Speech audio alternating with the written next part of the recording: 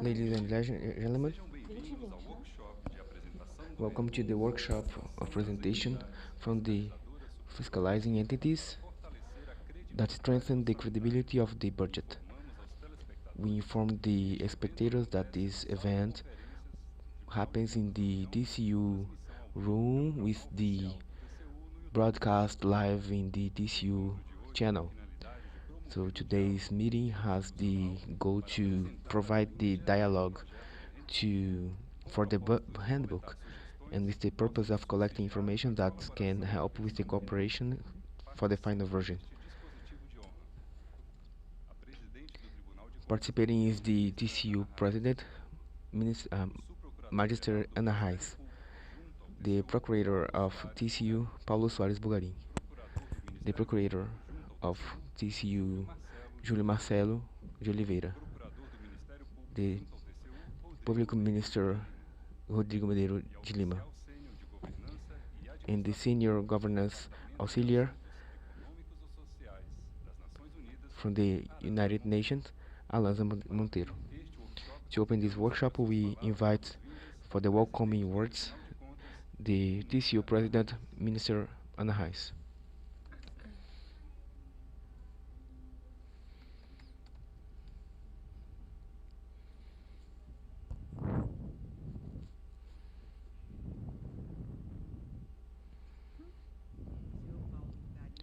Sir Paulo Bugarin, the Sub-Procurator of TCU, Sir Júlio, the Procurator of the Public Ministry, and Sir Rodrigo Medeiros from the Minister Public Procurator with the TCU, Mrs. Arança Monteiro, and from the United Nations,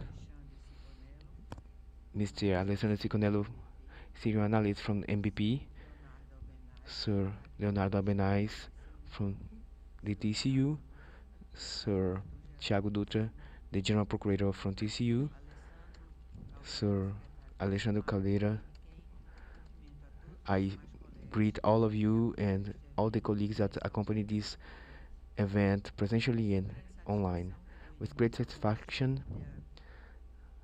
I start my presentation from the booklet of the entities, fiscalizing entities, superior fiscalizing entities for the country, and this document makes part of institutional document that's been led by United Nations and with partnership for the with the International Organization of Budget with ENDOSAI, and this will be available for everyone to promote the budget credibility.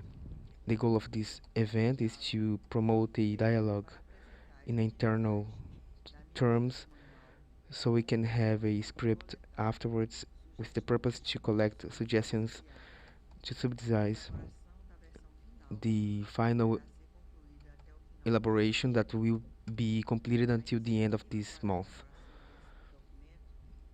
This document has had the initiative in a very important time, in a moment that all the countries in the world are looking for a new fiscalization from the resources that the countries are using.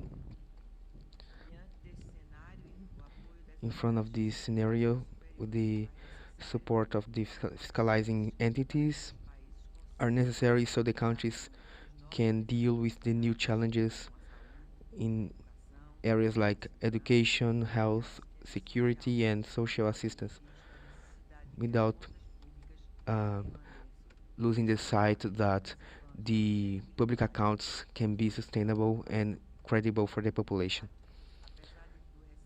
In fact, despite the recent cooperation from the international organization that has brought very good results in uh, working together with us, there are still some needs in the public budget areas. So in this context, the booklet that will come will help us and contribute for improvement in these processes.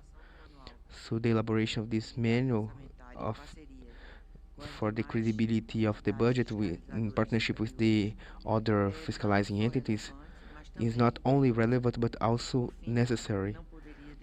So I should not not stop. I could not only just mention that uh, it's important this partnership with all the entities in cooperation with the international department from the United Nations and with the in partnership uh, in the budget area too, because they can provide very good experience with the technique experience for the development of this document. Thank you very much.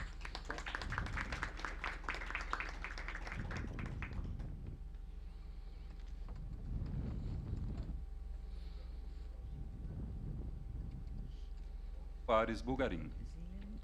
Faris Bugari. Good morning, everyone.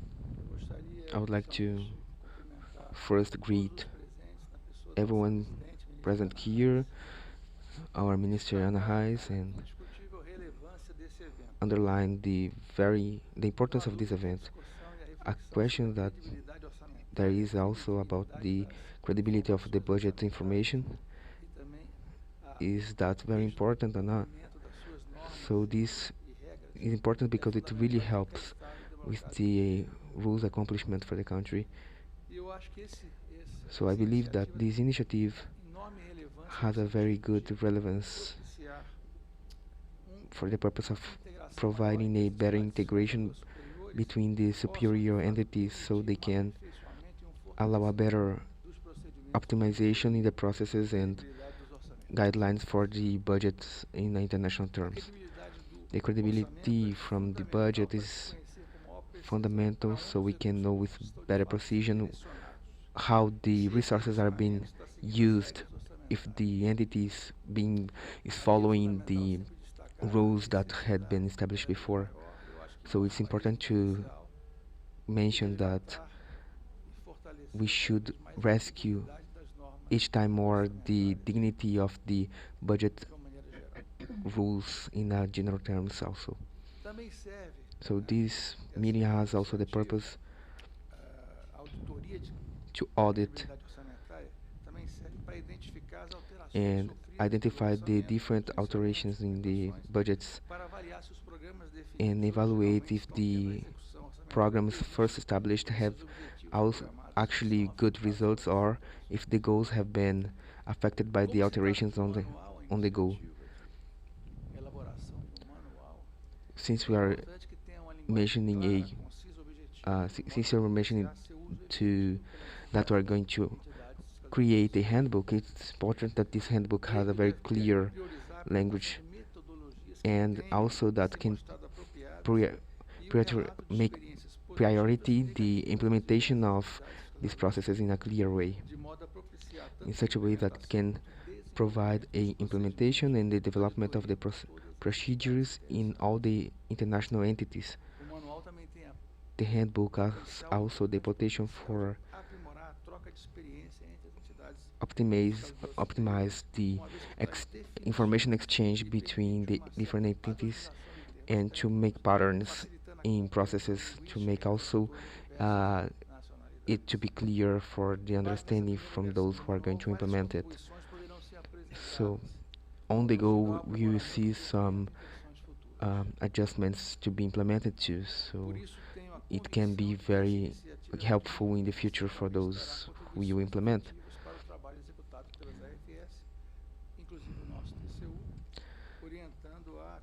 And it will help especially to guide the efficient practices to actually improve all the processes. I should not stop mentioning that this always helped me to remember the agreement made by the TCU with the coordination from OCDE in our process of government accounts, in our reports. And I had the opportunity, the satisfaction of participating in this process in which the group was led by Minister Alisson Monteiro, and it was very underlined the importance of the fidelity of the information in in the report, the importance to give to the public account, and from there the tribunal passed through a significant acting in the directly in the accounts of the union.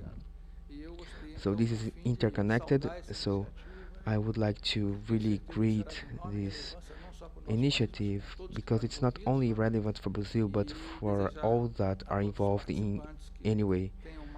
So I wish all the participants to take a lot of profit in this event. Convidamos para suas palavras. We invite for his own words the Public Minister with the TCU, Júlio Mastério de Oliveira. Good morning, everyone. I would like to greet everyone here in name of our President Ana Reis. It's a great honor to participate in this event, which is a very important event for the budget practice evolution in Brazil and for the participating countries in this projection for the best practices dissemination along the world, which has the purpose of providing a budget credibility in all the countries. I am from a time in Brazil that we had a high inflation, and everyone said that budget was a fiction tool in Brazil because it was not trustworthy. And nobody knew how much would raise and how much we could spend. So the insecurity with the budget was very high. And now with the currency stabilization and the estimation for the future budget, the budget has developed a lot. We adopted very good rules and even some rules that have been criticized a lot, but it's very effective, which is the rooftop for the budget, which allowed the budget to be foreseeable. And then the government had the discussion to execute some and not others, and to diminish the credibility in the budget execution transparency. So the rooftop is important to know whether to allocate the resource in one area or cancel in another area, and it's important to do that, even though sometimes they do not like it, but it provides transparency. And then the credibility also increased a lot. So the TCU has cooperated a lot in this process and has helped us to enable everyone to actually do this well, and all the, especially through the government accounting, that is a very extensive and taxing work, but nowadays we see that each time more the government is handing in all the reports in on time, so it has improved a lot, and Brazil has evolved. Brazil has evolved in his budget practice. So this initiative from the UN, including Brazil, will bring more evolution to Brazil. We'll learn what other countries are doing, and we'll contribute so that other countries can also learn the challenges that Brazil has passed through and has in some terms overcome.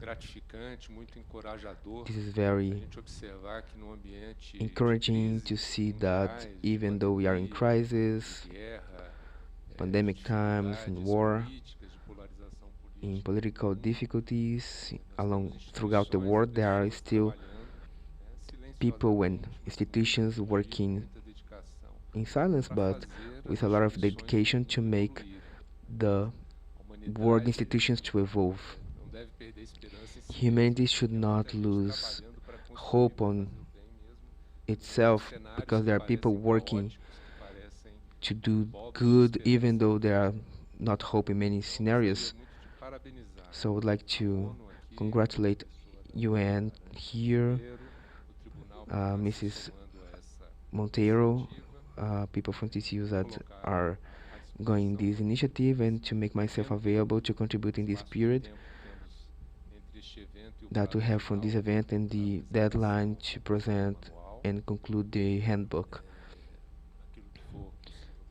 Anything that's necessary to cooperate, I will do with great honor, and I desire great success in this event and this UN initiative that counts on the TCU cooperation.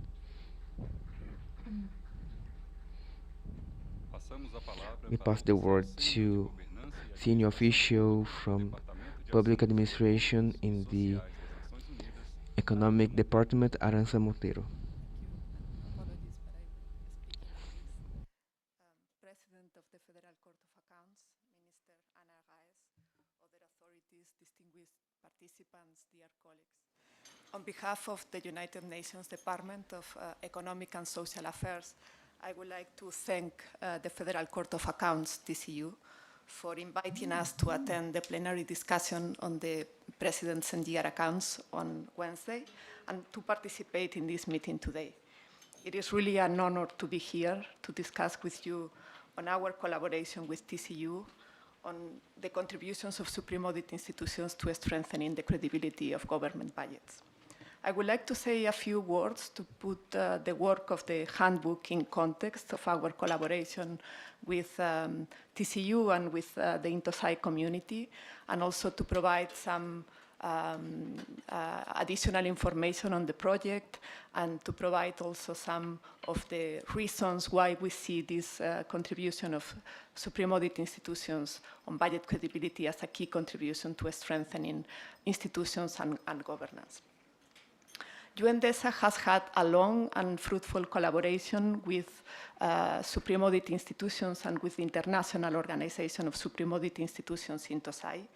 And we started organizing joint seminars and activities since the early 1970s. In the last joint UN INTOSAI seminar, Minister Arraes participated in 2021. And we have also supported capacity development efforts and different initiatives within the INTOSAI community.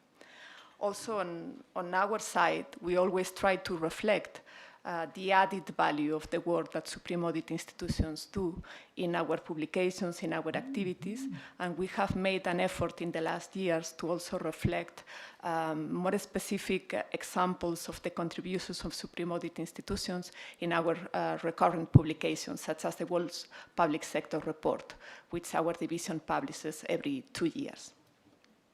Since 2016, UNDESA has worked closely with the INTOSAI community to support your contributions to the follow-up and review of the 2030 Agenda on Sustainable Development and the Sustainable Development Goals, SDGs.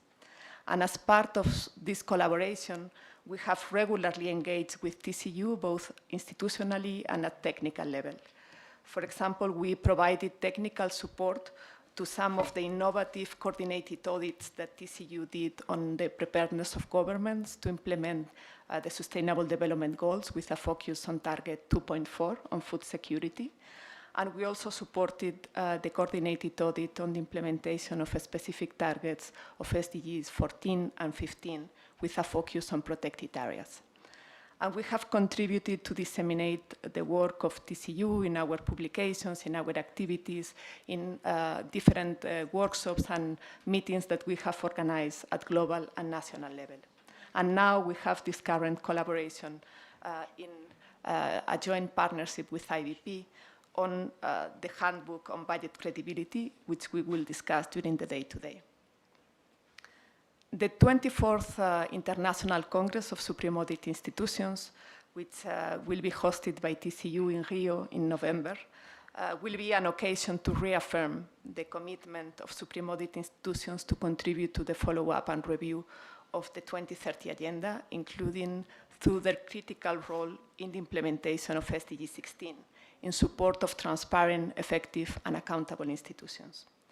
The Court's forthcoming presidency of INTOSAI provides an opportunity to further enhance collaboration with the UN and other international partners, including on advancing the role of Supreme Audit Institutions on strengthening budget credibility. Let me say a few words about the importance of budget credibility and why we see this as a very relevant area within the context of SDG 16. Attaining sustainable development and accelerating the efforts to implement the 2030 Agenda and the SDGs, particularly in the aftermath of COVID-19, requires multilateral, coordinated, and comprehensive efforts by all stakeholders. Supreme Audit Institutions are in a unique position to contribute to these efforts by promoting effective public governance, enhancing the efficiency of public administration, and helping improve development outcomes and trust in government, all key ingredients for the implementation and the success of the 2030 Agenda. Checking and reporting on the legality and the accuracy of public accounts, as well as the credibility of budgets, can be instrumental in governments delivering on the Sustainable Development Goals. The importance of budget credibility has been recognized in SDG 16 in a particular indicator, 16.6.1, and is relevant across all the Sustainable Development Goals. Budgets are considered credible when governments collect and spend funds according to their approved budgets. And there are, of course, many multiple valid reasons that may explain why governments deviate from their planned budgets, including emergencies, as we have been living during the last years, or external shocks.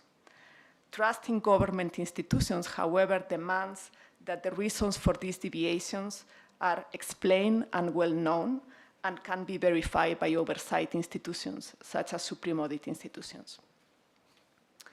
While there are legitimate reasons to deviate from plans, a persistent inability to execute the budget as planned reflects poor public financial management practices, which in turn can also undermine the integrity of public funds and increase the risks of misuse and corrupt practices. More importantly, budget deviations significantly undermine the ability of governments to effectively provide public services and to achieve national development objectives and priorities.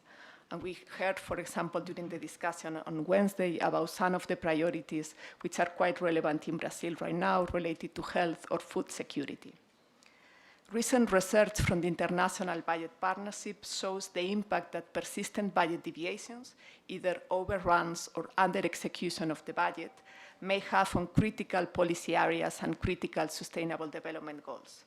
In many countries, sectors that have significant underspending also see low performance on related SDGs, such as in agriculture or environmental areas.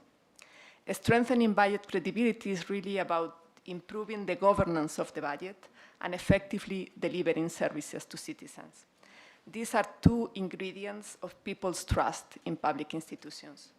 Supreme Audit Institutions are often among the most trusted institutions in their own countries. We believe that you have a critical role to help strengthen institutional trust by helping us better understand and address budget credibility challenges. Since 2021, UNDESA is collaborating with International Budget Partnership in the development of a handbook on strengthening budget credibility through external audits. The handbook aims to share audit practices in this area and support Supreme Audit Institutions in their analysis of budget credibility and in their general work in budget oversight. The handbook is a global and collective effort driven by Supreme Audit Institutions and for Supreme Audit Institutions. It is under development in collaboration with a group of resource experts from 8 Supreme Audit Institutions from different regions, including auditors from Brazil's TCU.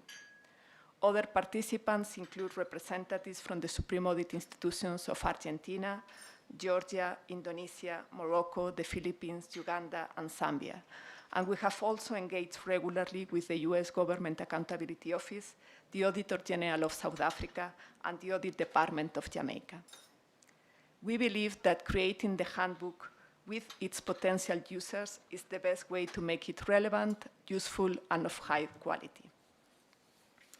The project has really come a long way since we started and we had our first meeting in May 2021.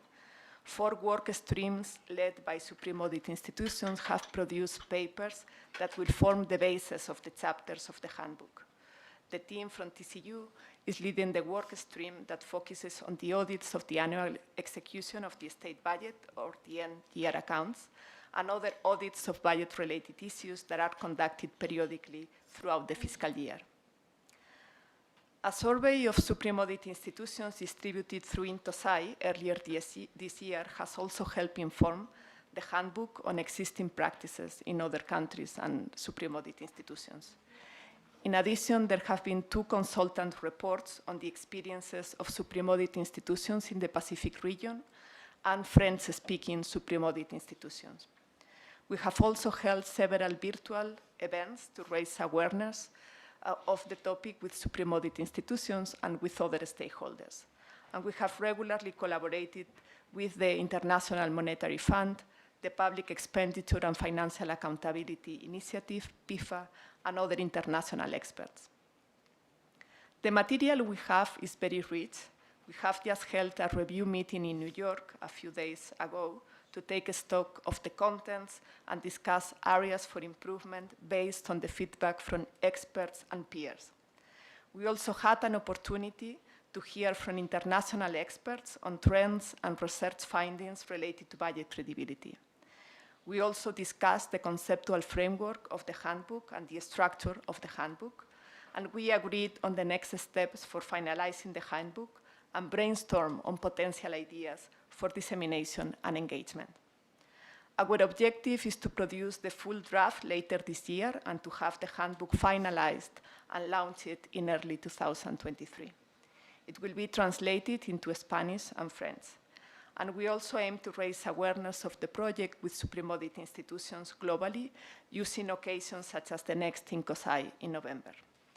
We believe the handbook will provide real value added to Supreme Audit institutions that want to strengthen their audits related to budget credibility and more broadly their work on budget issues. I would like to highlight that this is really a unique effort. There is a big gap in the public financial management literature regarding the role of Supreme Audit institutions in relation to budget credibility. There is almost no information available on how Supreme Audit institutions have contributed to understanding and assessing budget credibility. However, we found that Supreme Audit institutions are already looking at these issues, which are at the core of the budget oversight work that Supreme Audit institutions do. We also found that in general, Supreme Audit institutions do not feel constrained by their mandate to look into budget credibility issues, and SAIs are aware of budget credibility problems, and many conduct audits to assess the performance of the public financial management system and practices, and particularly with a focus on budget execution. There are a few reasons which I think are very important to understand why the role and the contribution of Supreme Audit institutions on budget credibility is so important and so relevant. One is that audits help assess the fulfillment of international standards related to budget governance and budget transparency, and also to improve national public financial management practices and systems. Another reason is that audit reports help identify and examine the causes and the impacts of budget deviations, of budget credibility risks and challenges, and the effects that may have on effective service delivery. Audit reports also make recommendations to improve budget processes and the execution of budget resources, and finally can help raise awareness within and outside government on budget credibility issues and how they affect the achievement of national priorities. The handbook will contribute to fill some of these gaps that we have found in the public financial management literature. It aims to raise the awareness of supreme audit institutions about budget credibility and how audits can inform credibility evaluation and analysis. We are working on an operationalization of the concept of budget credibility that supports more systematic approaches to assessing budget credibility through external audits. Building on examples from existing audit practices, we also expect to contribute to enhance the capacities of auditors in different countries to assess credibility issues to help strengthen budget credibility in the respective national context. The handbook also seeks to facilitate dialogue and engagement with the stakeholders around budget credibility, including experts, international organizations, and civil society organizations working on these topics at national and global levels. We would also like to promote the role of supreme audit institutions in this area and advance the discussions around budget oversight and budget credibility within the INTOSAI community, as these issues are at the core of the mandate of supreme audit institutions and a critical contribution to strengthening public institutions. Just in closing, I would like to highlight that supreme audit institutions are in a unique position to promote effective public governance, enhance the efficiency of public administration, help improve development outcomes, and promote trust in government institutions. Budget credibility is really an essential piece in this equation. Supreme audit institutions have a critical role in strengthening the governance of the budget process, making budgets more reliable and credible, and aligning budgets with implementation of long-term national objectives and plans, such as the Sustainable Development Goals. The handbook seeks to contribute to these efforts. The commitment and leadership of TCU and the INTOSAI community will be critical in this endeavor.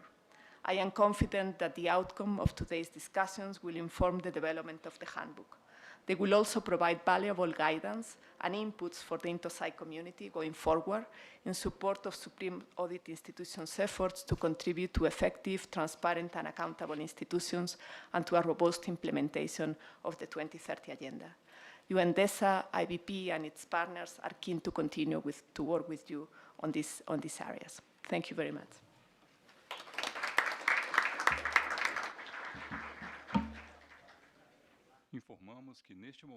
We'd like to inform that Minister Ana Reis, positive available, is going to leave because he has an agenda to accomplish.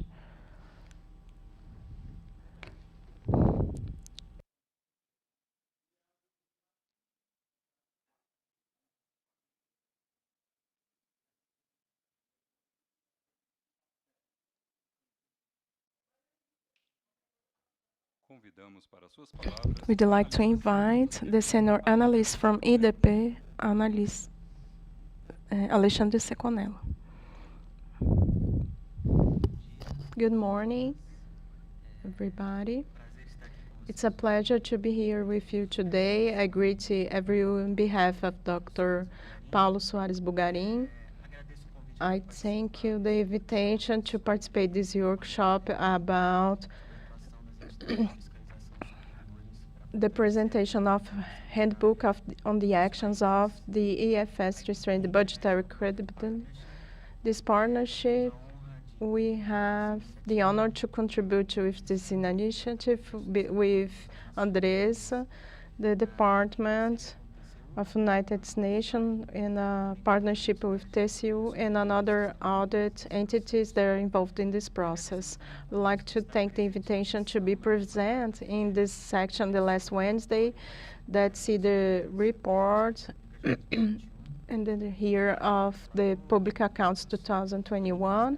Ministers, the General Prosecutor was really relevant and had some challenge of fiscal policy in Brazil, like the macroeconomic scenario, the social security system, the relation between budget and planning of the government, the planning budget planning of the government, the management of pandemic, the increase of the food insecurity in Brazil, and also was about the general prosecutor, uh, tax practical, not transparent, the regulatory mandate that put in risk the good management of the budget in Brazil, opening up space to the corruption. One is based in indicators of results, which was conditioned the EDP, or International Parcel to the Budget. It's an international organization without any profit goal. As part of the society, has a mission to promote the transparency of the public budget, the popular participation, and the controlling of the budget, having fiscal policy to have a good term on that. It is in Washington, D.C., and also have in the United States, another 6 national offices in Indonesia, Ghana, Senegal, South Africa, and Kenya. I'm the only Brazilian that work in ADP. I live in Rio de Janeiro. I work from home. And it's a pleasure to be in my country talking about that. Since 2006, we made a research of the open budget partnership, open budget service in 120 countries, where we analyze 3 pillars of the open budget: transparency, participation, and the controlling, the surveillance of the budget promoted by the National Congress, Parliament, and the superior entities. Once more, TCU is well evaluated. We have the results of PS 2021 last May with the presence of economic ministries, New Zealand ministry, and it's a very interesting debate that's available online. And initially, our actuation focus with the public power related to the transparency. The open research analyzed the 8 documents, key documents to a good management of the public finances, the proposed pre-budget. In Brazil case, we have a specific law for that. The proposed budget, the approval budget, the reports, the general accounts, new report, and the audit reports. And also, we evaluate in which way country offers participation space to the society, contribute with the definition of the prioritization of the money. And also evaluation the Supreme Audit institution and the parliaments in the management of the public budget, the approval and the monitoring of this budget. Initially, our act focus were related to the finances ministry, so the ministry can let available information to the society, and other bodies, public bodies, can evaluate the adequation to the public finance budget. But IDP has been worked with Supreme Institution, audit courts, general departments. We are working 3 parts. The first one is systematizing good practice and promoting exchange with a lot of partnership, OLACEF, Condesa, and promoted international debate. We have case studies as recently about the real-time audit promoted by Jamaica,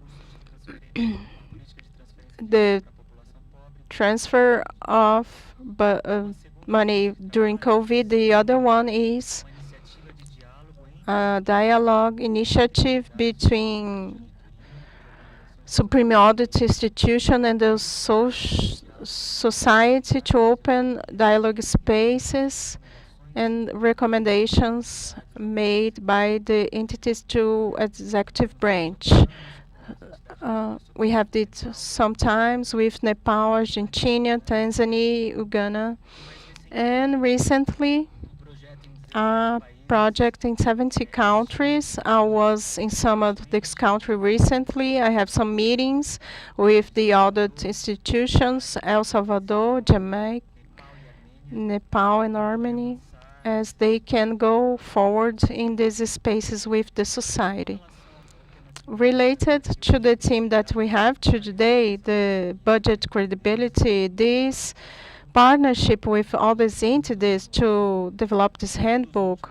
Through the last years, we discussed the theme of the credibility of the public budget with these entities and economic minister of several countries, and a feedback that we have been received is that there is a value that's not compatible in the practice between the audits about this credibility and how can disclosure in the community. In this sense, we have this idea to have this handbook and how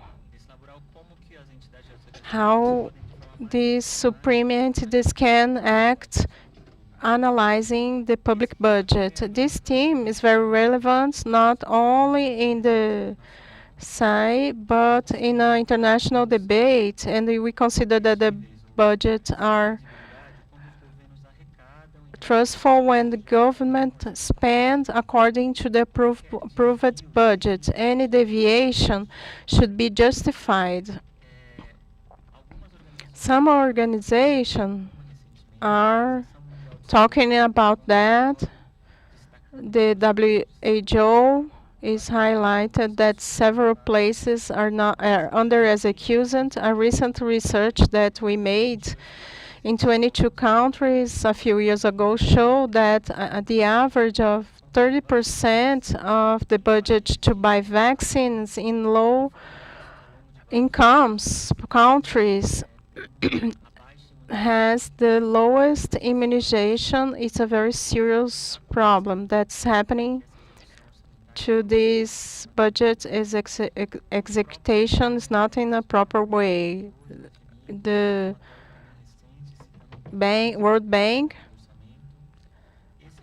this report observed that the existence of fiscal transparency with a good communication increase the credibility that improves the access to credit by this country and assure the spaces to work with that. IPP with a partnership with INES partnership in 2019, we disclosure a research part of a project in 23 countries that reveal and seek what's the cause to the under execution to fight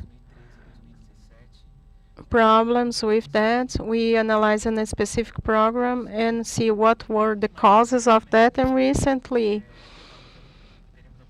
we have the opportunity to debate that in the afternoon. We had a student in 35 countries analyzing the level of application of the budget sustainable ways in the UN.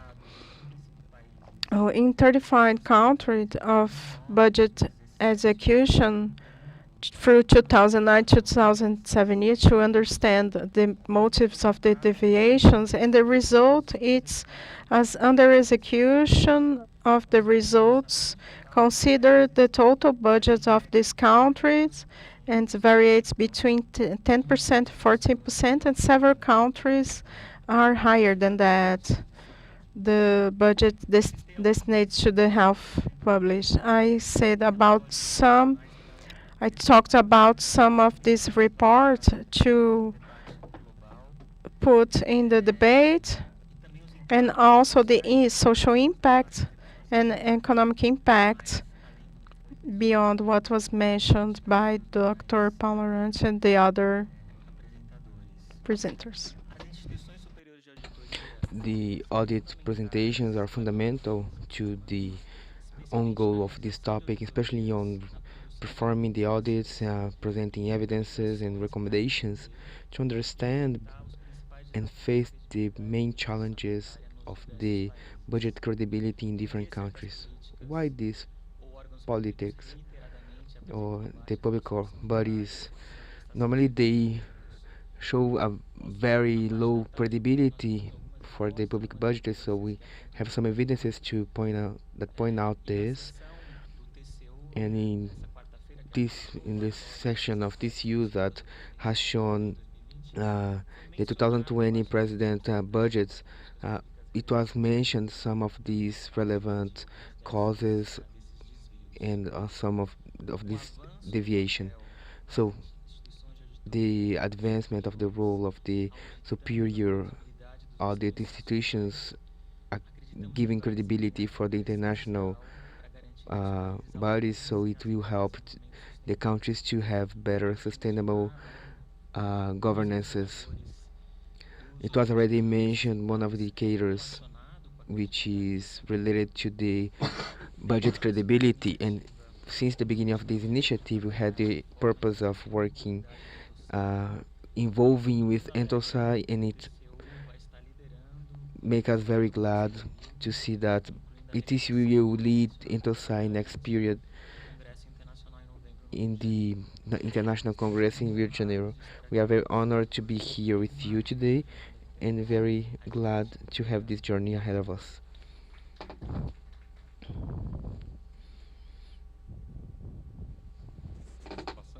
We pass the word to General Secretariat of the TCU Procurator Leonardo Verras. Good morning, everyone. Just greeting everyone here, Dr. Paulo, Dr. Julio, Dr. Rodrigo, those who act here in the TCU, our international partners, represented by Alexandre, and some colleagues here in general terms, those who make part of the Secretariat, and those who are assessors of the Minister.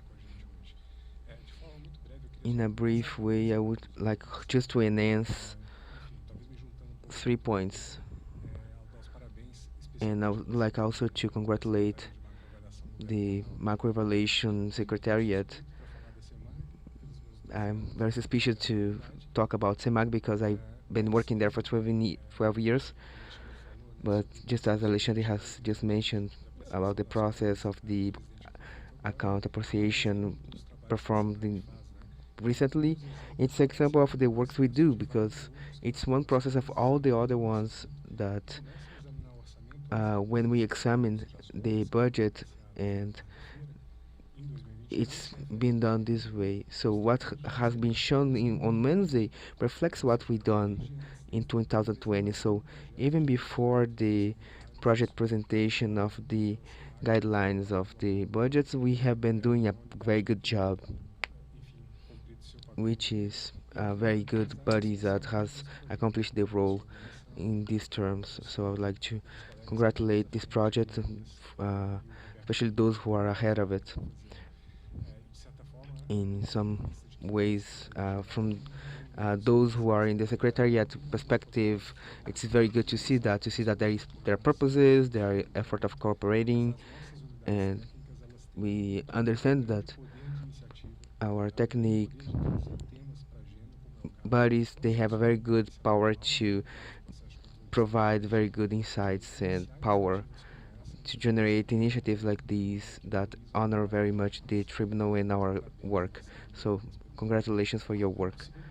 The second point is taking a little bit the speech of Paulo Budarin,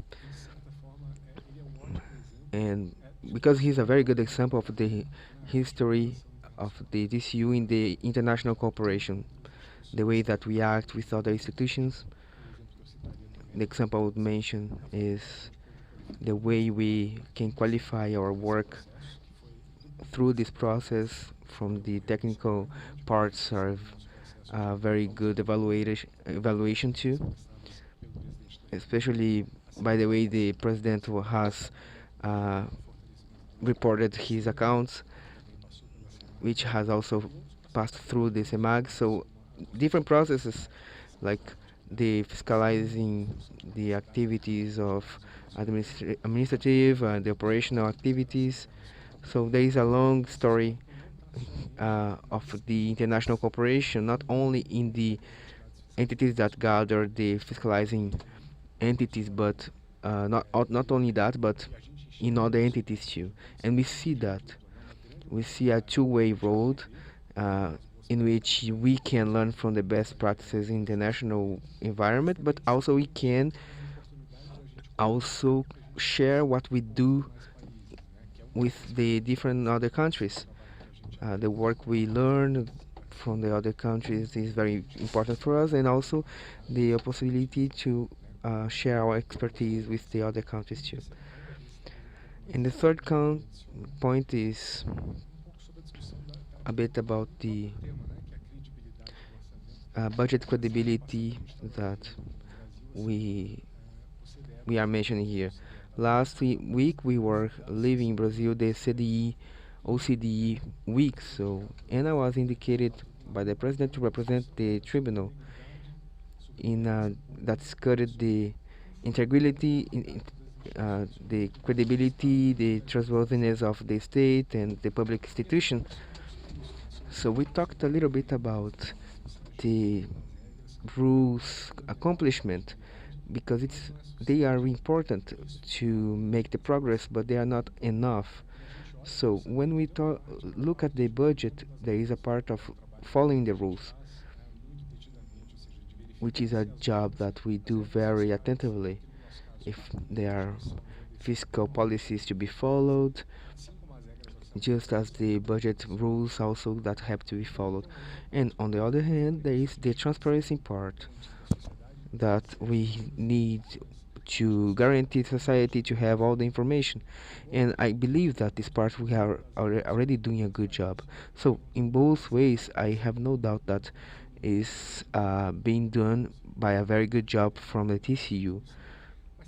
But there is also a third part that affects the credibility that's harder to fiscalize, which is but is also something that the society can control, which is the legitimacy of the public cost and expenses.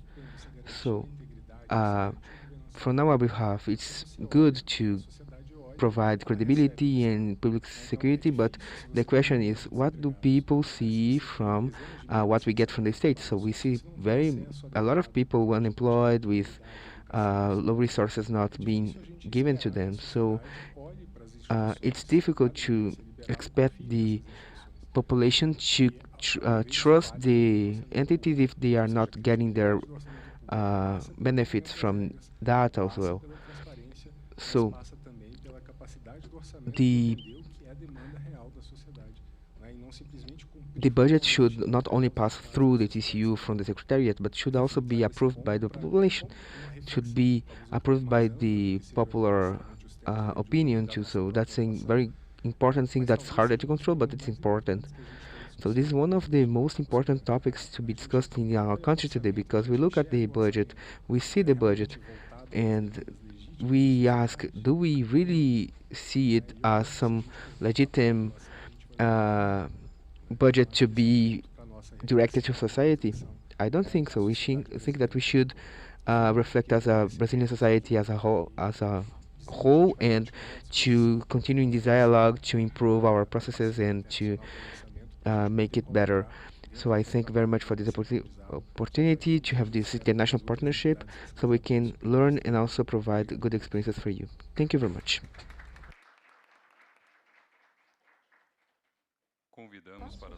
We invite for his words the General Coordinator from the TCU Economy, Thiago Dutra.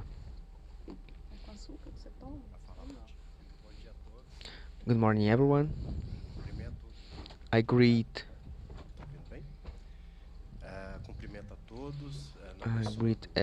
all of you in the person of the Sub-Prosecutor Paulo Bugarin, all the colleagues here.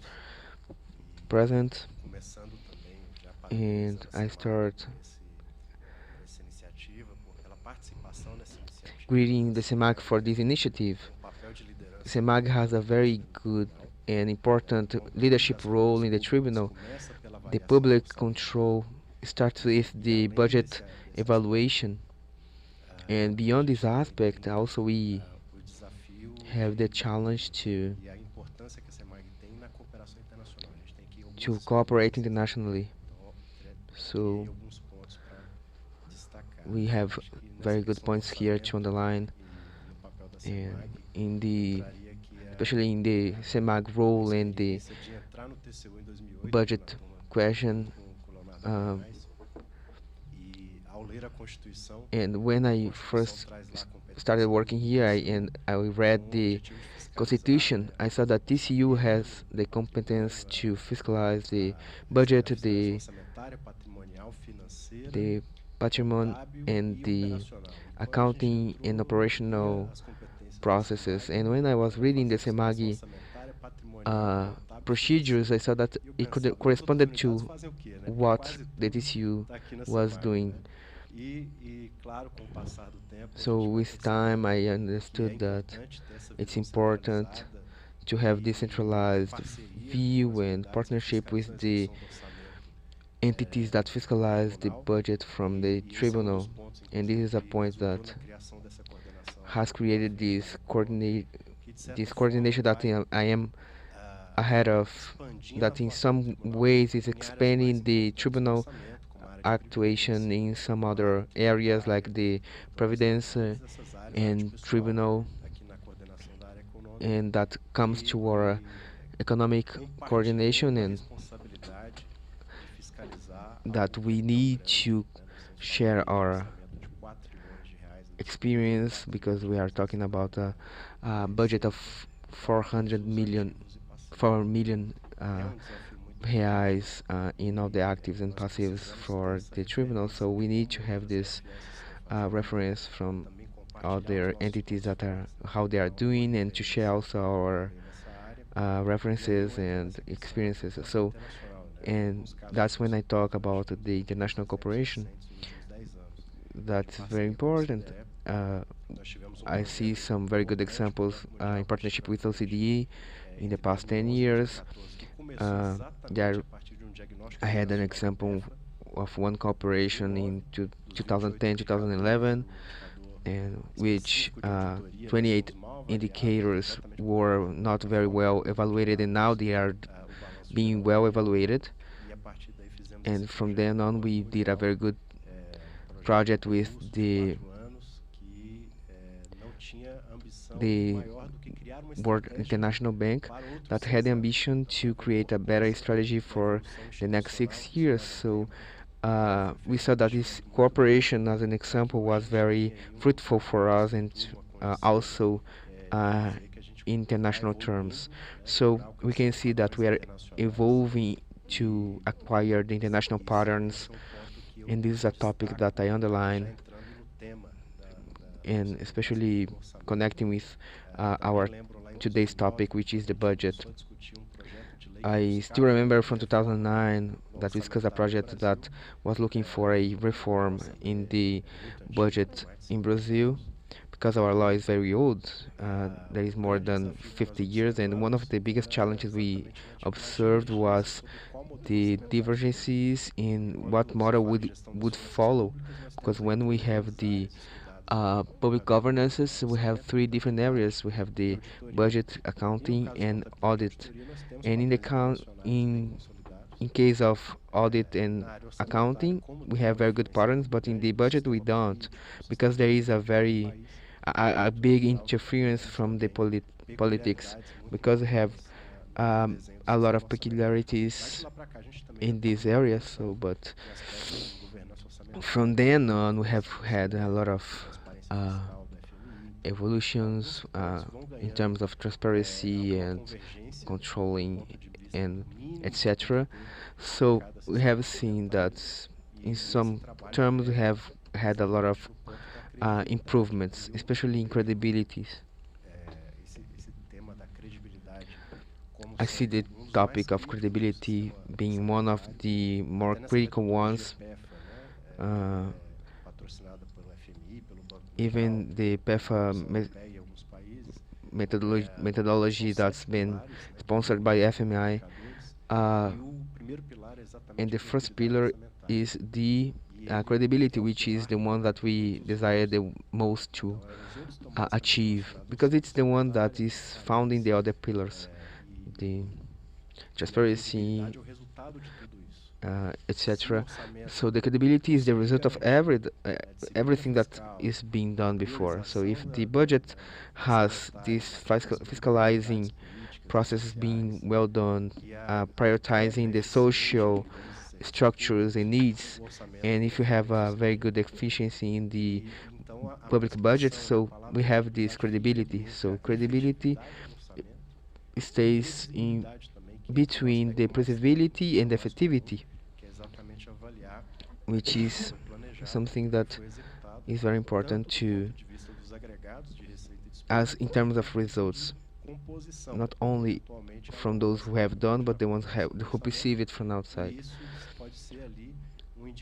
And this can be a very good indicator of what was expected from the budget and if it was well performed or not. With no doubt, the superior fiscalizing entities have a very good, important role here, because underline a lot the differences that we have from the other international bodies, but these experiences exchange is fundamental. We are building something that's very new and important for today's society. COVID-19 crisis has increased these expectations in society from the government and from the superior fiscalizing entities to provide good information for society. There is not self made of solutions, so we need to find it on the way. We need to look for solutions that apply in the most effective way to the more concrete problems that each country is facing. We have no expectation of making a pattern in the budget system and not even in the fiscalizing process. But we want to have a portfolio of solutions that we can take and learn from them, so we can understand what is the one that applies better to our problems in our particular way. So I would just like to congratulate for this event, and in the afternoon I will be here for our debate too. Thank you very much. Passamos a palavra para o secretário de Pass the word to the Macroavaliação Secretariat Tribunal de Contas from the TCU, Alessandro Aurelio Caldeira. Good morning, everyone. I would like to thank the members from the TCU present here in the event, Dr. Paulo Bugarin, Dr. Rodrigo Medeiros. It's important to have your presence here today. I would like to greet Arantes Monteiro, the UN President, our General Secretariat, Mrs. Arraes, my General Coordinator, Thiago Dutra, all the colleagues from the offices, my friend Laércio, Thais, and all the colleagues here at the tribunal. It's a great satisfaction to have achieved this event today.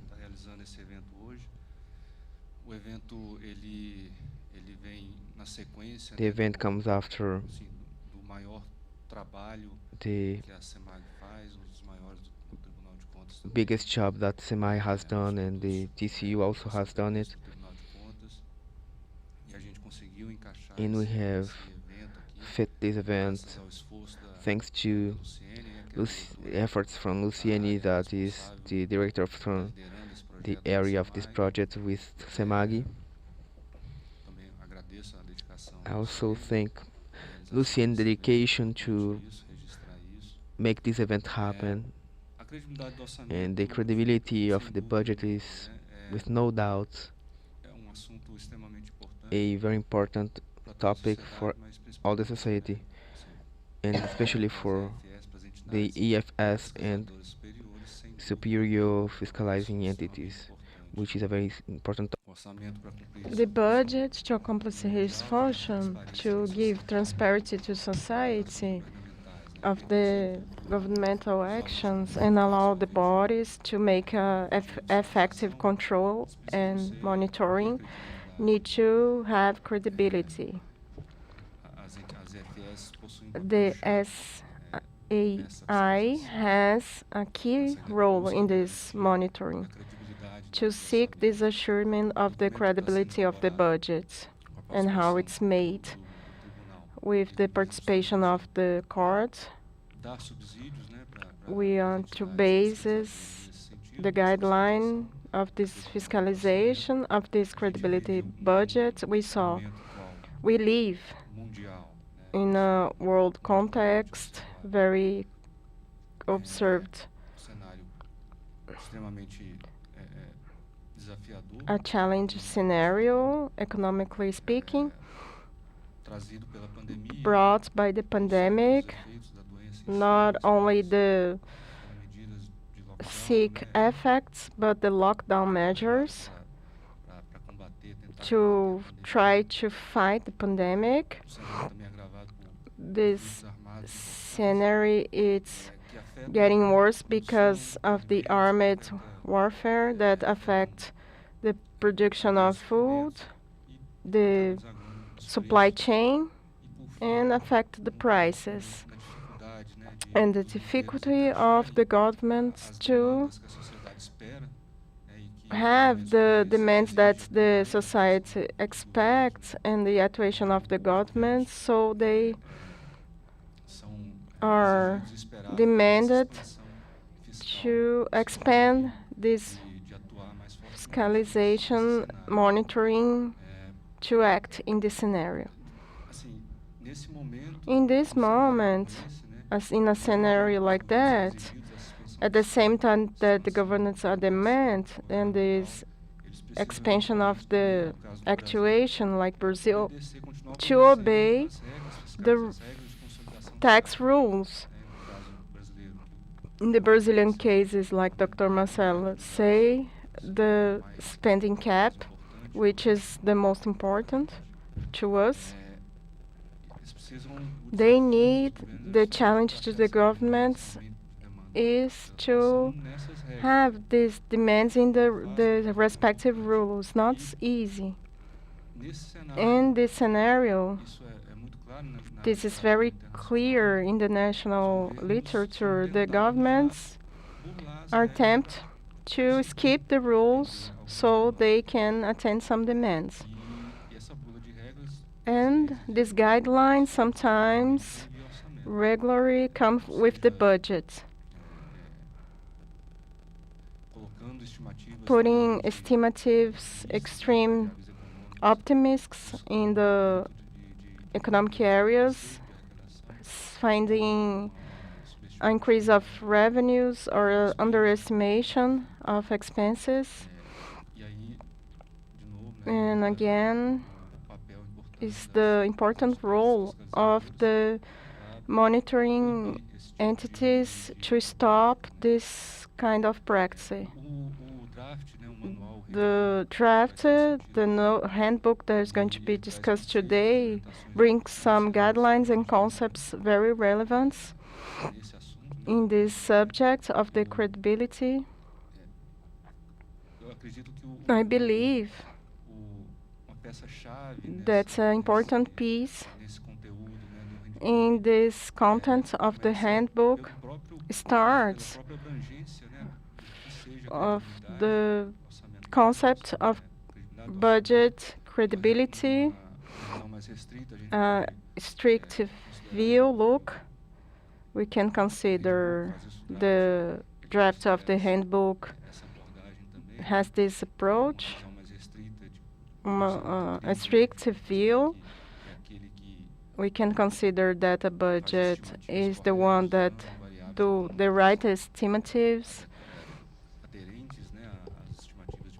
the market estimatives, make the revenues and expense estimatives correctly, and reach the expected level. Alexandre comment that can do the budget as the budget was predict. The budget credibility brings this restrictive view, but also the efficiency of the budget expense. So I think the debate today are going to be very important to the team that is working that. I would like to congratulate the work and the effort of the team who is doing that. Neemias, the auditors, Roberto and Fabio, very present. Roberto is virtually, I want to highlight that one of the person in the team participated as review. I would like to congratulate the SEMAG team for this work that has been dedicated itself to conciliate the works in the project with the audit works that's not stopped. So thank you very much for your dedication. And we hope that the debates today bring the basis that the team needs, that UN needs, and BP needs to conclude the project the better way. Thank you very much. In this moment, we are going to start the exposition of the minutes of the handbook presented in the presentation meeting in the UN headquarters. We invite the audit of TCU and coordinator of this project from UN, Neemias Albert de Souza.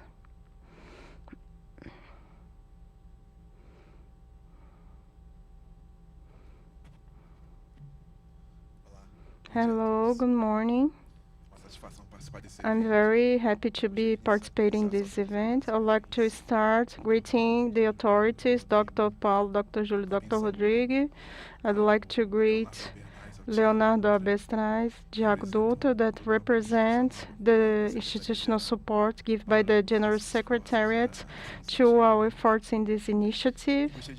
I would like to highlight all the support and energy and the comprehension of the relevance of this initiative, not only point of view to put the court in the international scenario and the cooperation and support to build the capacity, but also the definition of reference documents, which I think will be useful to the internalization of reference and criteria to the other teams of the court. So it's going to bring a legacy for this kind of initiative that I think it's a natural, it's win-win nature.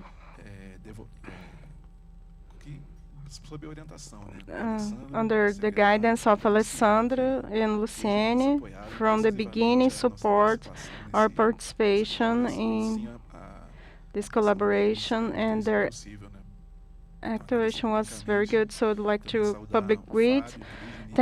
I would like to greet Fabio, since from the beginning is with us, and Roberto, with which we worked in this engagement.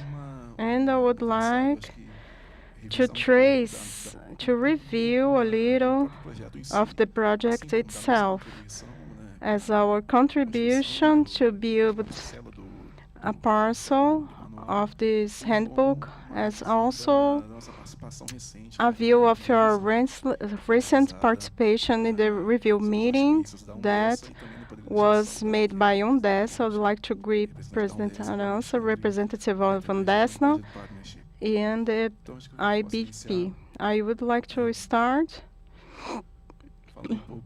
talking about the introduction. It's about an international initiative about cooperation coordinated by the Department of United Nations, Arante Aguilhã, representative, International Budget Partnership, in which we have communication with Claire Shouting, with our colleague in this initiative that has been acted, and Alexandre, that represent the entity. So they are UNDESA, linked to UN, IBP, non-governmental organization, to promote credibility, to promote, they work to promote the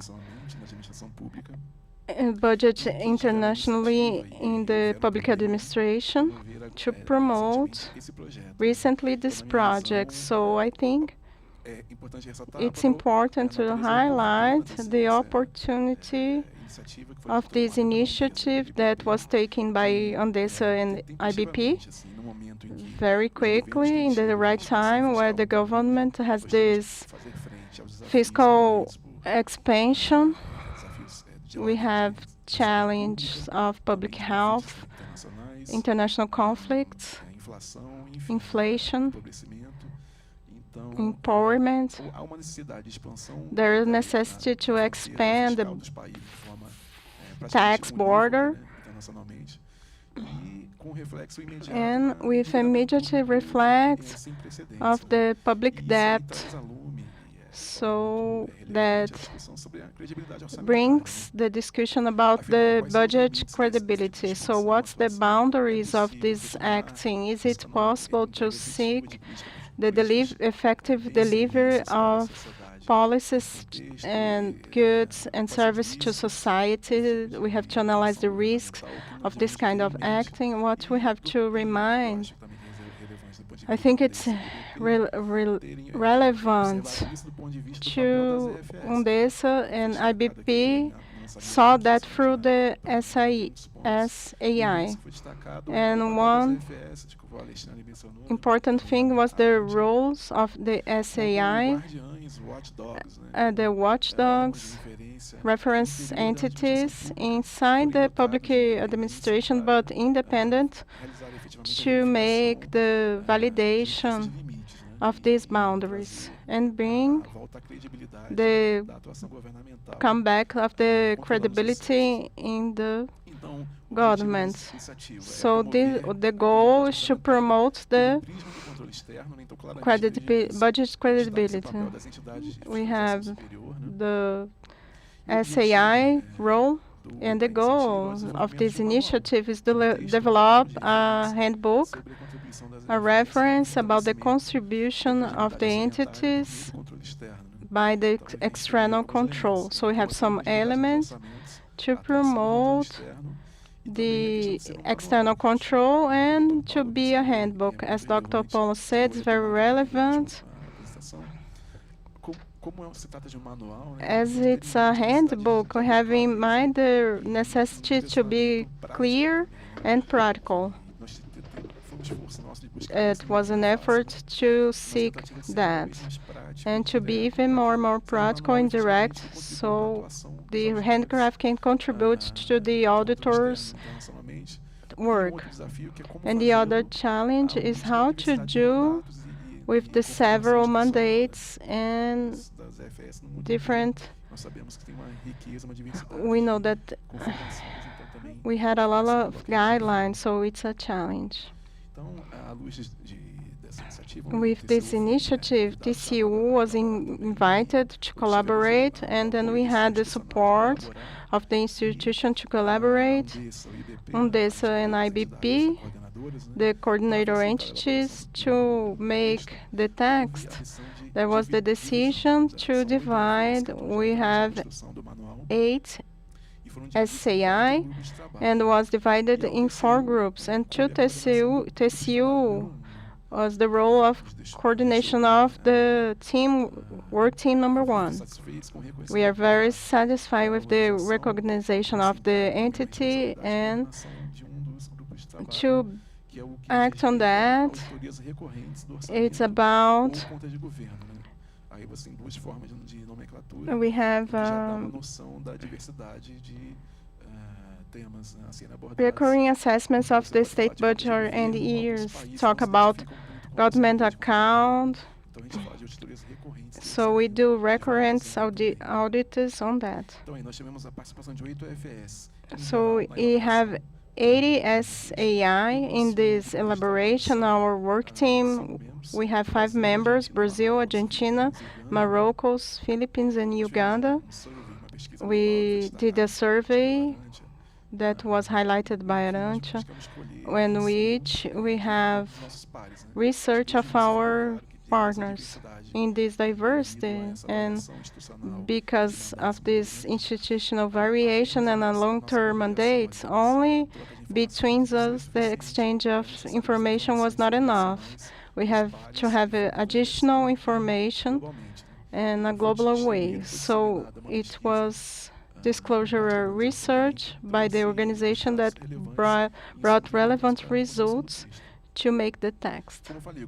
As I said, was divided in 4 groups. Initially, we have an exchange between practical experience and idea virtually over a year of collaboration to exchange experiences, and ending in the beginning of the writing of the texts.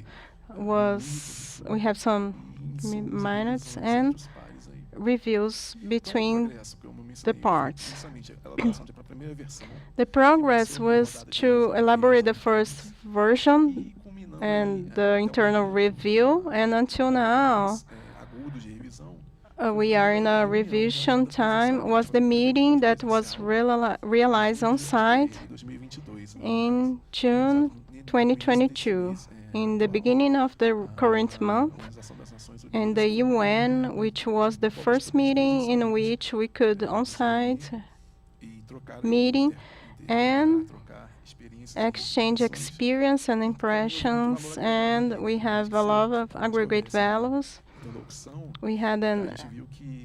We saw that the on-site collaboration to indicate points in a director environment, and the participation of consultants that I'm going to mention in the next slide, which was possible because of the on-site character. So it was very good to have that to make the text.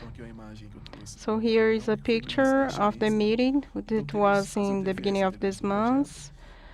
The integrants of the project and the organization brought some consultants and external reference to collaborate on this project: UN, IBP, GAO, the entity, SAI entity, the representative that it's the coordinator of rules of South Africa, so she has a lot of experiences in technical references, and also Jamaica, Zambia, PEFA, Kennedy School of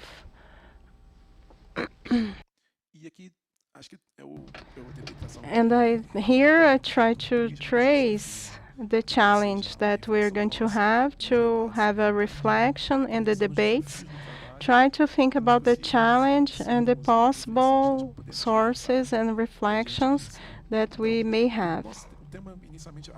Initially, the theme was to talk about a work group. Our themes are the recurring assessments of the state budget. The first challenge was the budget credibility, to have the concept and understand what we want to have, and the role of ASI. As highlighted to Alexandre, we have a straight definition about the budget deviation. That the ones that is most showed, it's indicator of SDG indicator, as Arancha mentioned, this budget deviation to do less than proposed or over go beyond what was proposed. That brought a loss of credibility by delivery or the allocation of sources beyond what's expected. So that initial definition was the start of the issue of credibility. How the SAI can work and define to verify the deviations. We have in the international guidelines, PEFA itself, maximum percentage of deviation. So this was the point of start. Leonardo Benaz said it was important. This look on the beginning of the discussion when we saw when the groups brought some another elements to deliver the policies as mentioned before. So you can have a budget piece that respect these boundaries. They're not hurt, but in a way it's a lot of credibility because of other factors. The competition in decision. So the first item that I saw is the incorrect premises. We always talked about an optimistic premises when we elaborate the budget. After the review of our piece, we see a macroeconomic view. So it's very interesting to be in this project. Then we can reflect about our work as Court of Audits. Why TCU should and have to have an analysis and a view of the scenario macroeconomics because they are relevant to make the budget. So the premises, incorrect premises are excessively optimistic, so they just are not very credible. So the financial demonstratives in these recurrent audits out of the accounting tribunals, because many of the OFS, they identify themselves with the recurrences in the terms of budgets. So it cannot be out of this regulatory from the SS. So then we have the rules, the accomplishment of rules in a broader sense, not only in deviation but also on the rooftop that limit the budget, the ability to innovate the budget expansion, and the ineffectivity of the delivery. So here we propose and ask, does it really provide progress to society or not? So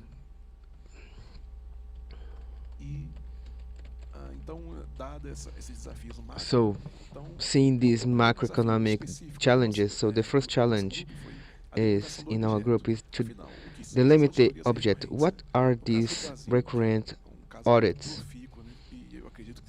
In Brazilian case,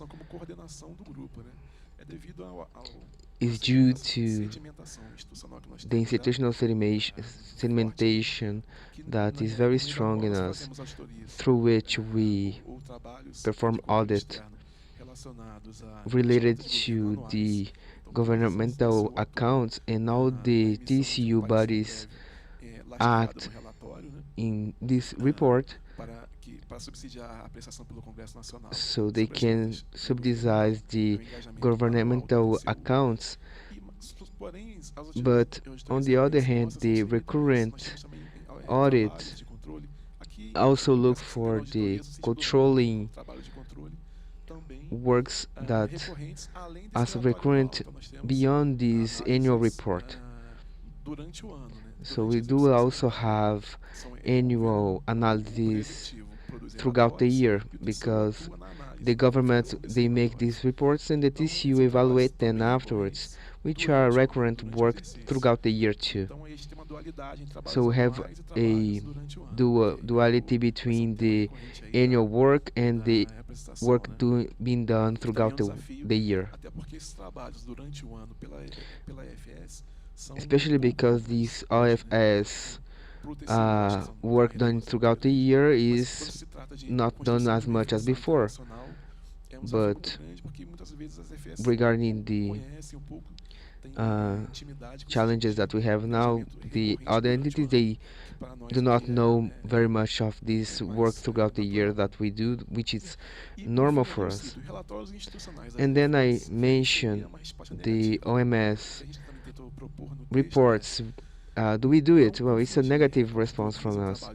We should not confuse the OMS work that we do with the report that are within the OFS in itself, because the OFS do a compilation of reports throughout the year, and they do not confuse with our current job being done currently during the year.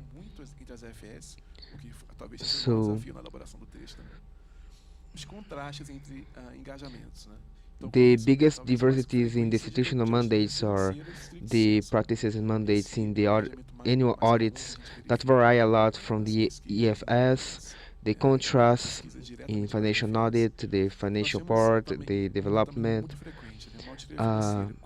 also the analyses that are conforming with the elements of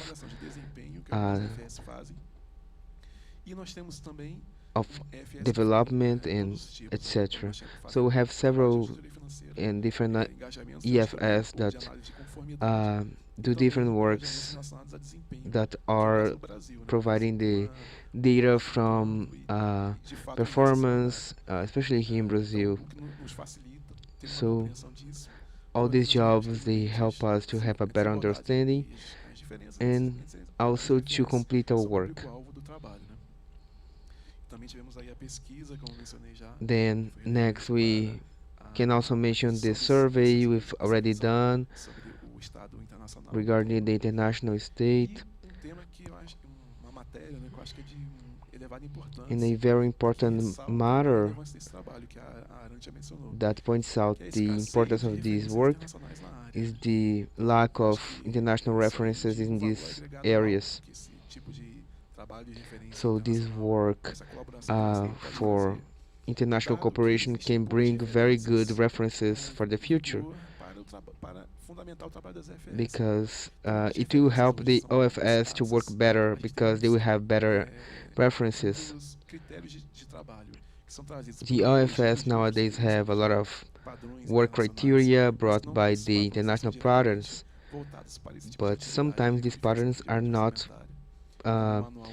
focused on the job performance that we need to do. So we see that very frequently the OFS, when they need to do this audit, they look for internal references, and sometimes some OFS like the TCU, they look for the internal data regarding the budget, and my conclusion is that we should have initiative in a scenario of lack of information. So I just would like to enhance that this lack shows the need of our work, but also shows the lack of information and difficulty and challenges to elaborate good data. So another challenge is the different implementation between the countries, because the procedures can vary a lot from the different situations. So Brazil and the different OSS, they do an annual job or maybe a 2-year term work, but nowadays 3 months long work are less frequent. So not many countries have this practice in a recurrent way other than the annual work. So let's talk about the goals now. First of all is to indicate clearly what is a recurrent audit and what it's not in its concept, and why they are fundamental to strengthen the budget team and also to persuade them, each part of the team, to actually perform the job well, especially in the not annual audit that are less frequent, and how these audits can bring out value to society. And also, as I have underlined, it's important to show the practical implementation of the manual, and because it not only the importance but also to create a manual that is practical, that can actually provide good and clear data of implementation. So, understanding the general overview of the content. So, since it's a recurrent implementation, so the OFS, they should actually have a recurrent implementation process that's being performed throughout time. So in some extent, we will have a session during the time, and for this reason, we should actually put goals that have to be achieved in less amount of time too. So we also have to have a constant surveillance to increase the control of the environment, the description of the, and also another goal is to have a better description of the recurrent jobs.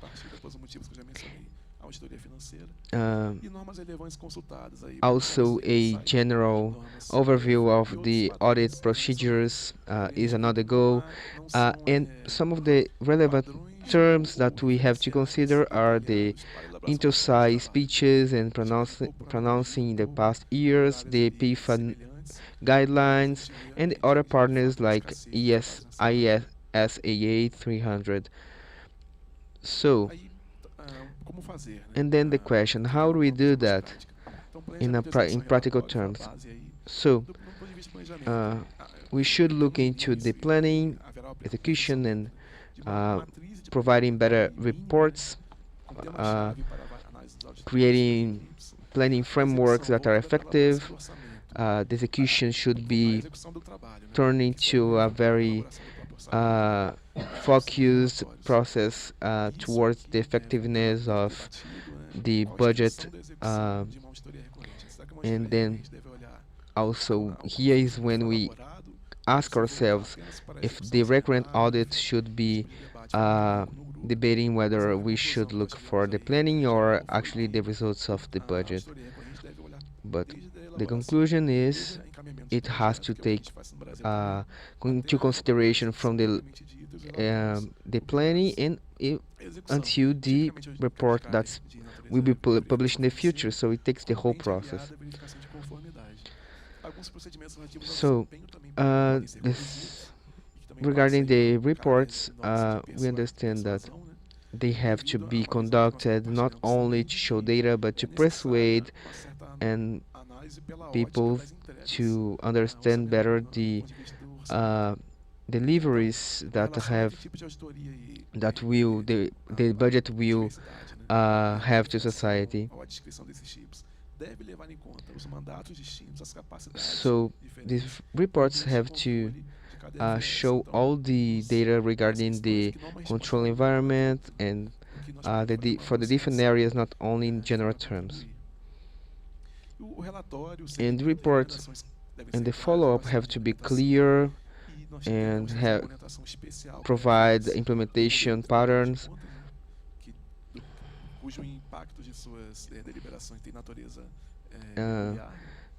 In this way, we understand the impact of elaboration nature, and that's it. So we understand here from some experiences and examples like Brazil, that perform through TCU different works and procedures. South Korea is also doing some of these jobs, and likewise the United States. So these are good examples for us to follow. Regarding tools and skills, the recommendation from the EFS are that we should conduct and engage the financial audit in along with at least some of the conformity verification and uh, verification also conformity also for the development and performance in different recurrent audits. Another recommendation is that the EFS should maintain a dedicated team so they can carry along all the procedures throughout the time. Some of the lessons that I have learned is nowadays it's necessary to have a very good strategy for communication with different uh, communication strategies for the stakeholders that uh, we may communicate to. We should also indicate clearly the audit patterns adopted as references, just as the audit goals and the recommendations. So these are good things to communicate because otherwise people cannot actually understand what we have been implementing from the beginning.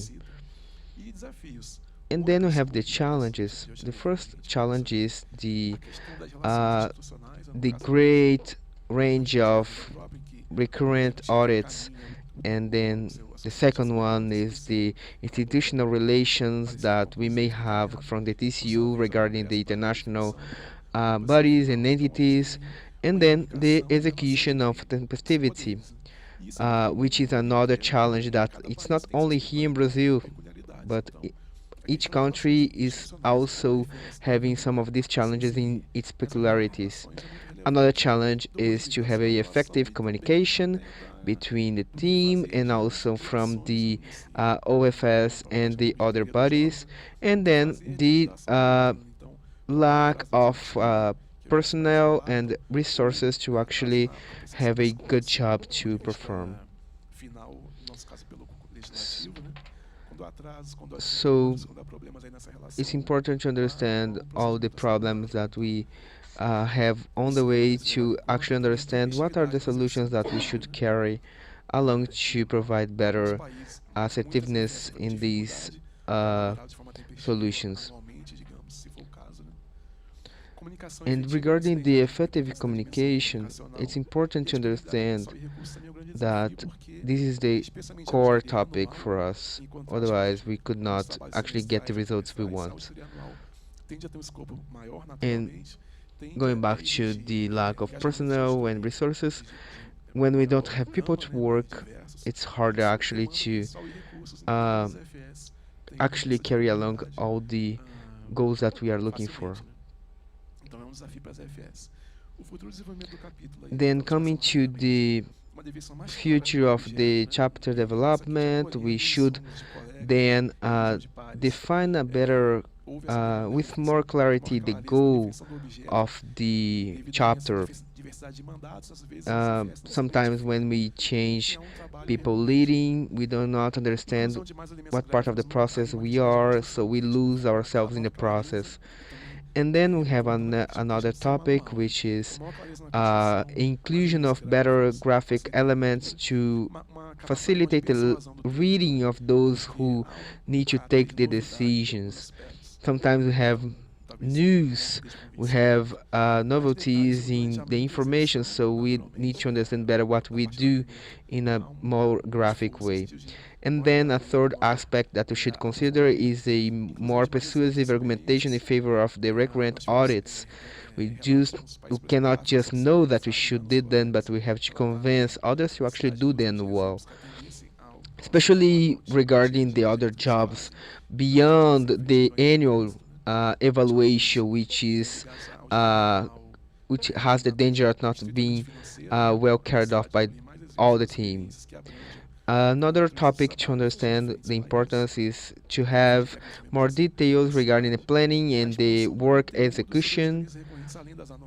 uh, which is important to. Integrante do grupo da Now ONU we para pass the word to Roberto Santos Victor. TCU audit Roberto Santos Vicky. Good morning, everyone. I would like to greet all the authorities, Dr. Paulo Bugarin, Dr. Júlio Marcelo, Dr. Rodrigo, my colleagues from Odessa, and I would like also to thank for the project introduction my colleague from OBP, Dr. Alexandre, the other colleagues from TCU, a big hug to our General Secretariat Leonardo. I would like only to make some considerations regarding the project that we are looking at. The importance of the initiative has already been mentioned a lot. So when Dr. Paulo Bugarin mentioned that the project of the bilateral revision process with the OCDE that was led by the TCU for the government accounts appreciation. So I was there in one of these moments. I was calling up to my memory some of the discussions that we had at that time. So some of the conclusions that we got to at that work at OCDE is very extensive at this project. So first of all, understand that this manual, this booklet could serve to help the strategic planning from OFS, because the different of FS can use the manual to define a work portfolio to be executed in their strategic planning, and also it will serve for the auditor to conduct the specific works for the trustworthiness of budget evaluation. One question was the focus that we should have related to work we need to develop. Should the budget credibility be the specific object of an audit? And then we are going to make a very wide work, or should the budget credibility be an engine of several works and elements to be verified in the conducting of several works? It's just another element. So I think that the handbook is going to bring guidelines for these two approaches be done. One aspect that we worked and remind me this work of OCD, as Nemias just mentioned, the question of communication, the importance of the SAI to have a specific communication plan to disclosure their results, their recommendations. And I want to talk about the recommendations because there is a specific chapter in the handbook how to monitor and treat recommendations, but several times our auditors do not give the importance to make the recommendation, and then we produce recommendations that are beyond the quality of the recommendation that could be produced with the same findings. This it's a personal vision. I see that us auditors through our works has to have to develop our work. We deliver tools, very analytical tools, very specific to verify criteria, and that sometimes make us to be very strict in some models that reflect in the recommendations elaboration. So I try to brought the OCDE experience in our study. The SAI try to elevate the degree of the recommendation, decrease the amount of recommendation, that I believe the minus is more in the moment that the entity is relating to the highest political authorities of the nation. Talking about the elaboration of the handbook, a point that was very debated is the concept of budget credibility. We start in the first meeting of the concept that is written in the Millennium Objectives, the Sustainable Development, and says that it's the deviation of the related to what's planned, the execution of what's planned. Immediately, the community that are part of the SAI consider that it's a very limited concept, and we should amplify this concept, having new elements and try to put the deliveries, the products that are delivered by the government, the executive branch,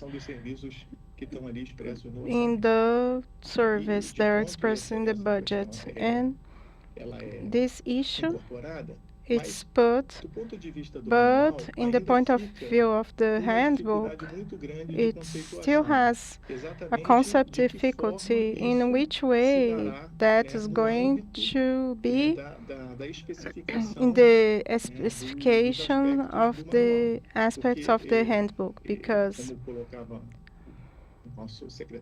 as our Secretary Leo said, when we talked about budget credibility, we also want to do a comparison between the social reality and what's delivered, and to try to put these concepts in the handbook. The situation it's more challenging, and the definition of budget credibility is going to impact the kind of answers that the SAI are going to offer in terms of auditing in the development of their mission. I believe that, Neemias, if you can project the question of the budget cycle in the slide. In the conception way of the handbook, there was a consensus that we should observe and try to evaluate all the complexities from what in English is public finance management. In a translation, we can think about the management of the public finances or the budget cycle. Here we have a figure in 4 stages that could be divided in another stages, but we have the made of the budget, the approval, the execution, and the evaluation. So the work related to budget credibility should refer to one of these stages. In an integrated line of strategic planning, the SAI could predict annually or multi-annual the realization of specific work approaching every stage. We know that in Brazil we have, by law, The executive branch is obligated to disclosure some information, and through the process, we are going to evaluate the different stages.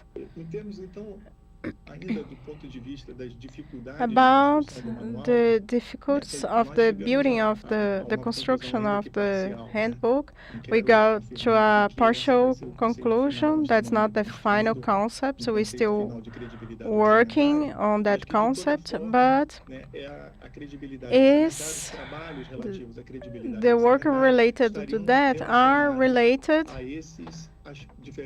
to these different aspects of the budget cycle. The next issue is what kind of audit would be the most adequate, or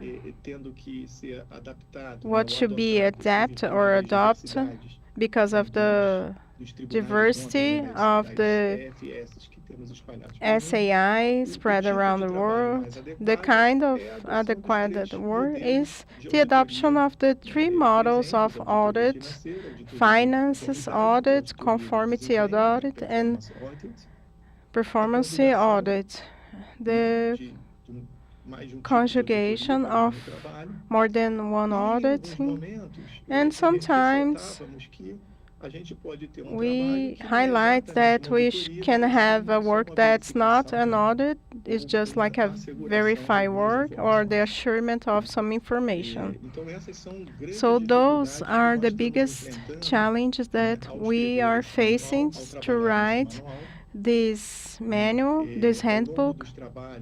Through the works, we have the feeling to produce a chapter that has been worked to improve and deep in the best way a concept chapter. We can see that through the several SAI that the concepts, because of the difference of languages and different cultures of every country, the concepts are not translatables in an immediate way.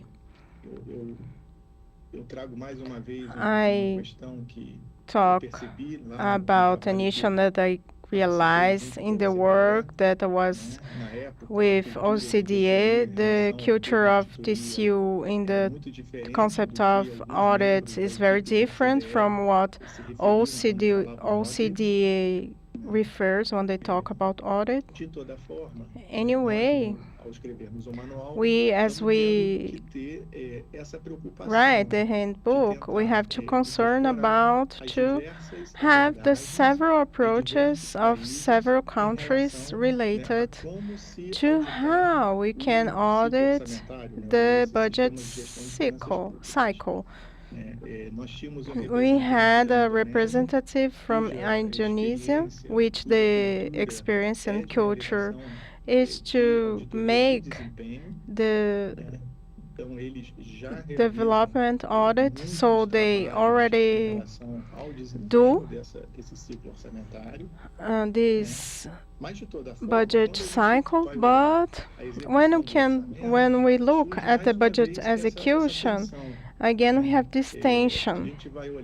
We look the deliveries in the budget execution, or we look the performance of the central entities responsible for the maintenance, the operation PFM system. So these tensions we have some difficulty to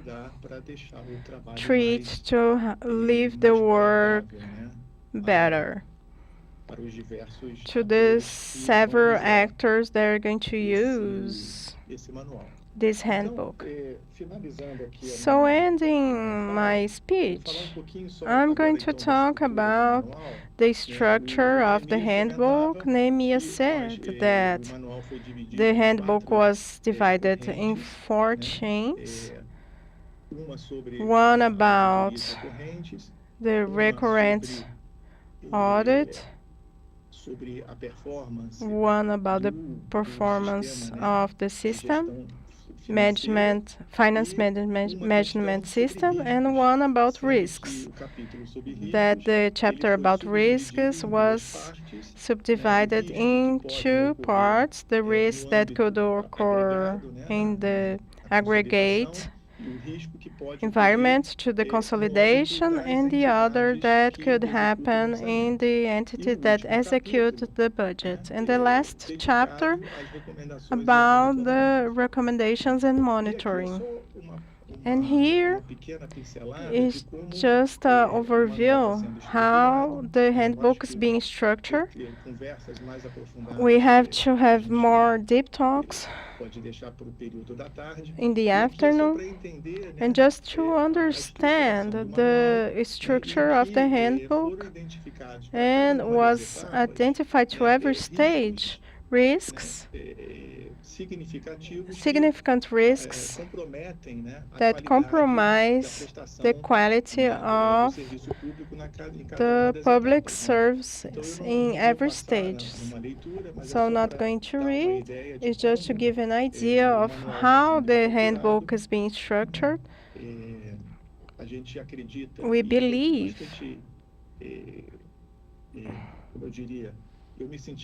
and I felt very happy to interact with the team and realize that the quality of the auditors of the different SAIs was in a very good level, that we were positive surprised. We realized the engagement of the people, a commitment.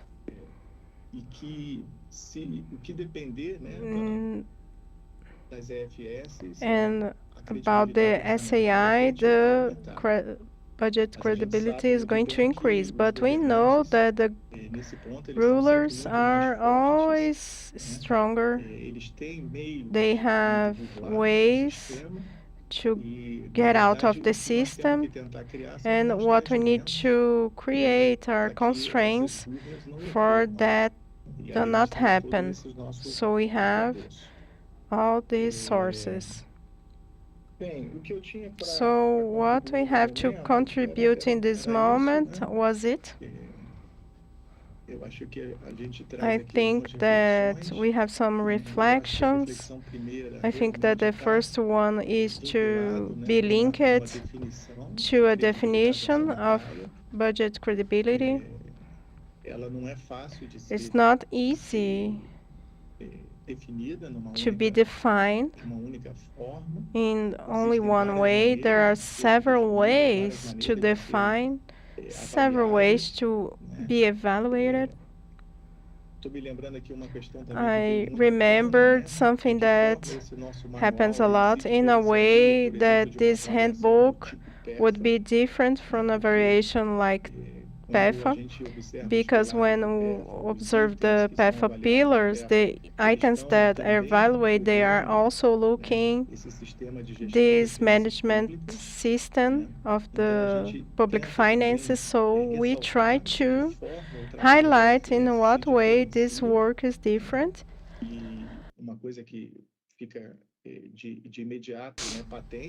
And one thing is the access to the information that the audit of the SAI has.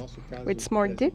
In our Brazilian case, we sometimes don't have the information that could be denied, so we have a condition to produce our work with a level of deepness higher, a level of assurance about the functioning of these entities. So, I thank you the participation and give the floor back. We ending the works of morning. We thank you the presence of everybody of the virtual audience. Just a second, please. I'm sorry. I would like to give the floor to the prosecutors, Julie Marcelo. I don't think you go back in the afternoon, so if you want to make any considerations.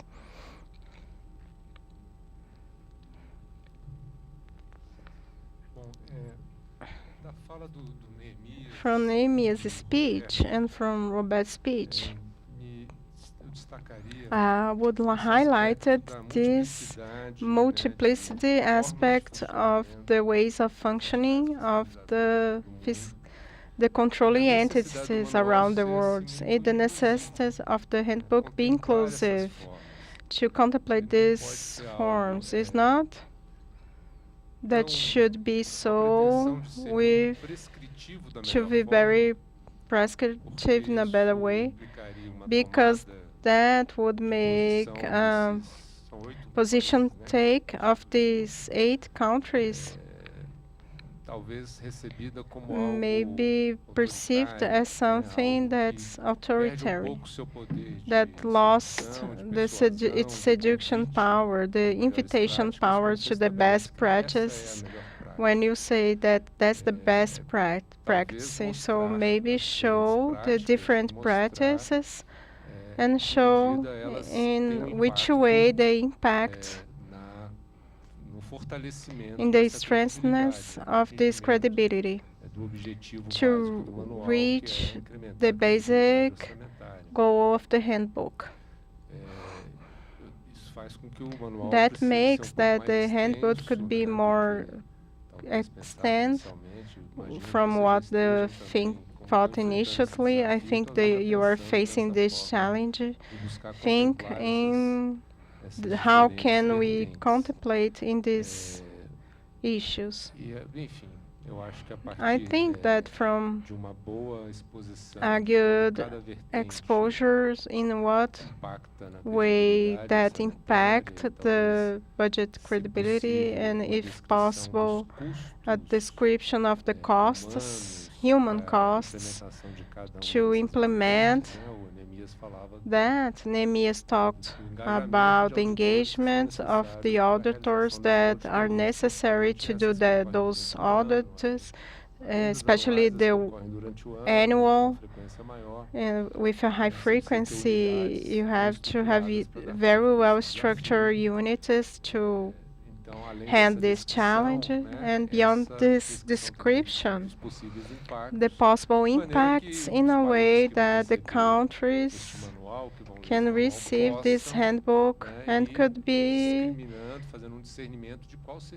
see what's the best way to start if they don't have, or to change the way that they do today. So they can choose in a more progressive planning of best process implementation from a basic term to a more complex term to increase the the credibility of the participant.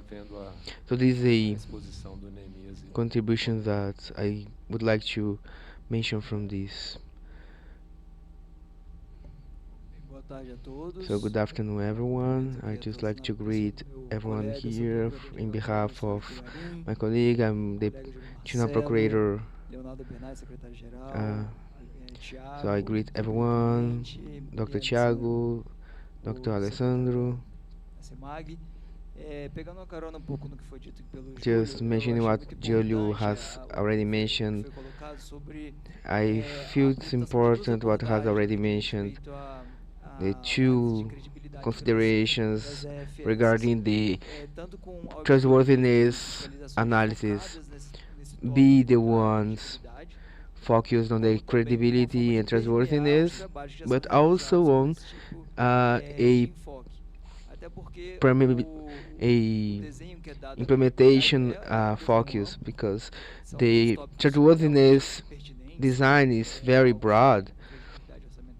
When we understand this financial trustworthiness is very broad, there are very broad terms, so it's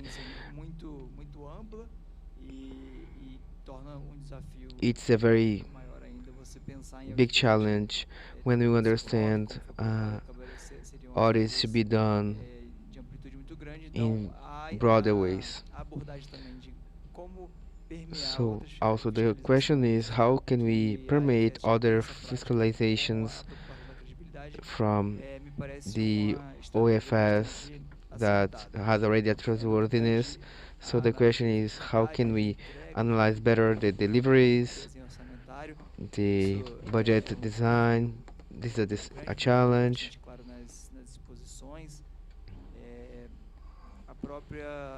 Also, the criteria's discussion also is a challenge because each country has a different social situation to apply the budget. So also the question of what are the acceptable results this is also a challenge for us. And then a focus on this aspect that we could have is always to demand from the government to have coherent data and targets that could make a parallel between the effort in the budget financial process and the achievement of these targets in the timeline that has been established. Just to finalize, I would like to enhance that these debate and speeches have been deep and have brought up some insights in the booklet elaboration, especially in this context of heterogeneity uh, that we face in Brazil in different realities of uh, other scenarios. What I see is that we have a real effort to propitiate this better integration between the different knowledges that should and can aprimorate the process. What we have here in the TCU is a good leadership in this process in a leadership role. That's indiscutably a very good role from us in international environment. So nowadays, with all the certainty uh, that we are looking for a better budget trustworthiness along the world, we see that we can provide very good experiences and also learn from the other experiences. Um, we always have a great opportunity to advance. So specifically talking about what has already been mentioned by Elias regarding the challenges to provide this trustworthiness, which are the five challenges he has mentioned, and complementing what Rodrigo has already said, I say that I'm always thinking about, well, because I'm uh, from the economy, so I'm always worried about the result of the statal action. We should always work on the better resources allocation in base of the economy and the cost and benefit from uh, what is spent and what is delivered to society. That's something that I have always been worried about when I was a university student, and I think it's still a challenge today, especially regarding the controlling part. So these questions of performance, uh, that's why we have this performance audit to clarify the public policies and their implementation. At the same time, we are not bodies that create the policies, not even they are bodies that implement them. So we need to understand the limits we have, uh, what the limits of the control here. So we have been demanded to examine the uh, realities of resources allocations and also to make a frame, institutional frame that provide us a better political dimension in a necessary perspective regarding the evaluation and the control.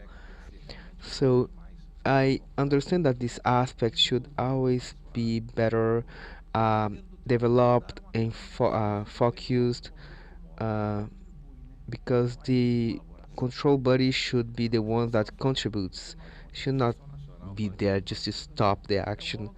It should be a body to help the National Congress. This is a very polemical word because the question is what is auxiliary body?